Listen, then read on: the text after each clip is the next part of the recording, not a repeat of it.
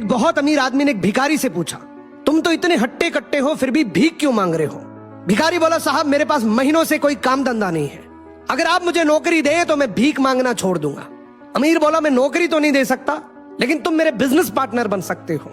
मेरे पास एक चावल का प्लांट है, तुम चावल बाजार में सप्लाई करो और मुनाफा महीने के अंत में बांटेंगे। भिखारी ने कहा, लेकिन कैसे बांटेंगे?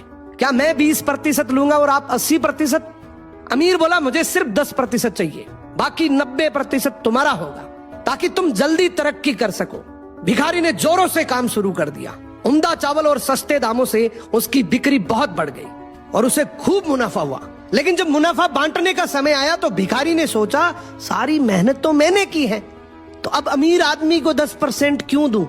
अगले दिन अमीर आदमी आया और जब हिस्सा मांगा तो भिखारी ने बहाना करते हुए कहा कि साहब मुझे तो बहुत नुकसान हुआ है, मुझे जितना मुनाफा हुआ है उतना तो कर्ज चुकाना है, तो इस हिसाब से मुझे कोई मुनाफा नहीं होगा, तो आप इसके हकदार नहीं हैं। अमीर आदमी ने कुछ नहीं बोला और वहां से चला गया।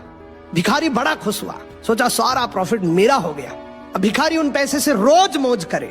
ऐसे करते करते उसके पास से सारे पैसे खत्म हो गए। अब पैसे भी नहीं है और काम धंधा भी नहीं है, तो मजबूरन उसको फिर से भीख मांगना शुरू करना पड़ा। एक दिन वो अमीर आदमी उसके पास से गुजरा और उसको देखा, यार ये तो फिर से भीख मांगने लग गया।